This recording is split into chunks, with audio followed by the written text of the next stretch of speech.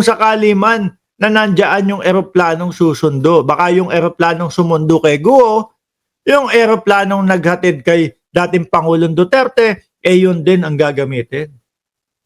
Di ba? Yun din ang gagamitin. Oh. And then just settle everything after. But we do not approve of this, and we do not want my father to be flown out of Timor-Leste because he has already won in the court. Paano kung binawi ng Timor-Leste? Diba? Paano kung binawi? Ganyan naman din yung nangyari. Oh. Umapila lang naman ho sila, mga kababayan. Kaya nag-grant na mag-stay muna doon si Tebes. Umapila. Pero nung una, muntik na sila, di ba? That he can stay in Timor-Leste and he cannot be extradited. Please, again, to any departments all over the world, please send help as soon as you can because we believe he will be flown out first thing in the morning today. Naku, yan na po.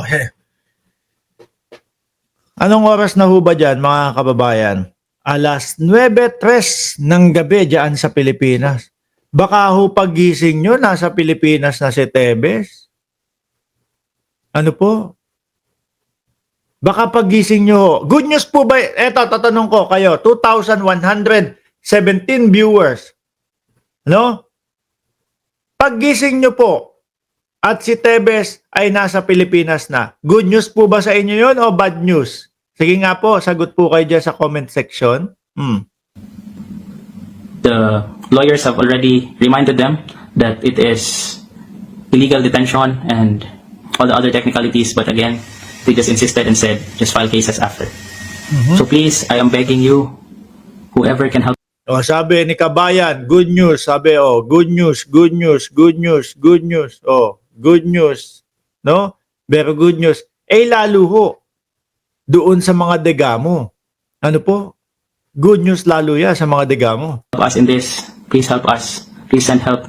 He is right now inside the immigration building in Timor-Leste, surrounded by immigration police and lots of Timorese police. Please help us. Thank you. Kapag po pinadeport yan, mga kababayan, isa lang po ang babagsakan yan. Sa Pilipinas po. At syempre, mga bossing,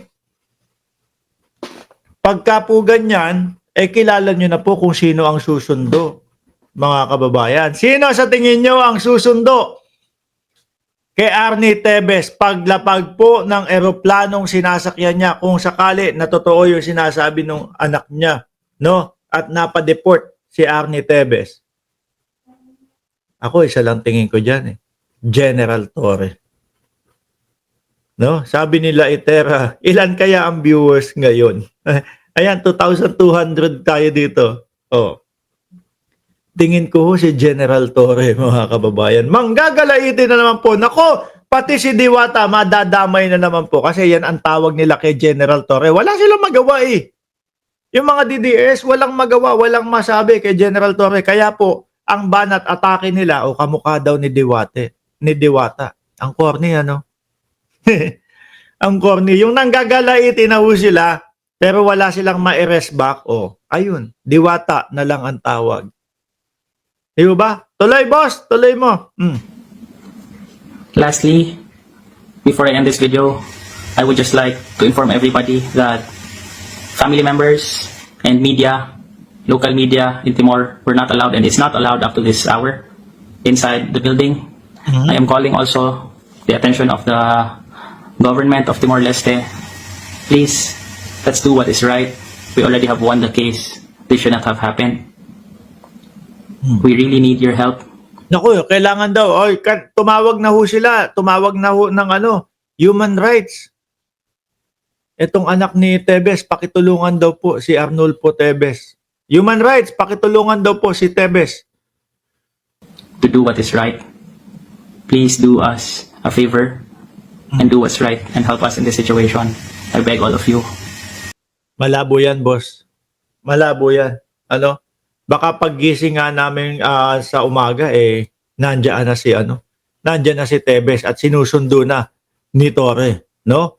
Uy, ang Pangulo daw, meron ng binanggit, mga kababayan, na susunod na PNP chief. parang hindi pa naman pinangalanan pero may hint na. Ano po? Parang may hint na. Ako naniniwala ho mga kababayan na kung hindi man ho si General Torre ang susunod na PNP chief, ako sigurado po ako, susuportahan din po ni General Torre kung sino man po yung susunod na PNP chief. Dahil parang ang pagkakarinig ko, seniority. No? Mas nakakatanda doon sa paglilingkod. O yan, okay, anyway. Ano lang yun? Chismax lang yun. No? Baka bukas meron na yan. O, eto tayo ngayon mga bossing. No? Kagawaran ng katarungan. Ano daw ba sabi ng Department of Justice dyan, mga kababayan? O, eto, mabilisan ho. Ayan. Lakihan ko kasi hindi ko mabasa. Sabi dito, immediate release, press statement on the status of the transfer of Arnulfo Arnie Tevez Jr. The Philippine government notes the recent development of Timor-Leste regarding Mr. Arnulfo Arnie Tevez Jr., who stand accused of multiple counts of murder and connection with the assassination of Governor Roel Degamo and other related crimes in Negros Oriental. We reiterate that the Philippines has been prepared to bring Tevez home to face the charges against him since the time our request for his extradition was first granted. Yun nga yung sinasabi ko sa inyo.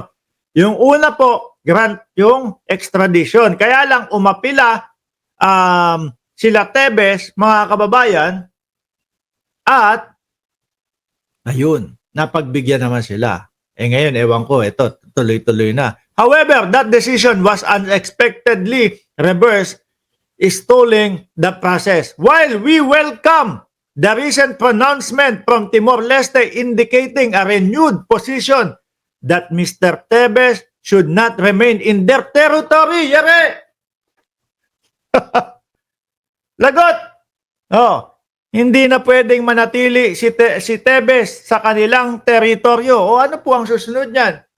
Sige, pumlay ka o lumipad ka kung saan gusto mong bansa lumipad. Siyempre mga bossing, ang unang magiging niyan is ibalik kung saang bayan ka. Ganun naman ho. Ihahatid pa po sa eroplano niyan. Di ba? Ihahatid pa po yan sa eroplano, mga bossing. Pero sabi naman po ni attorney, sino ba ulit yon? Si attorney na madaming kliyente na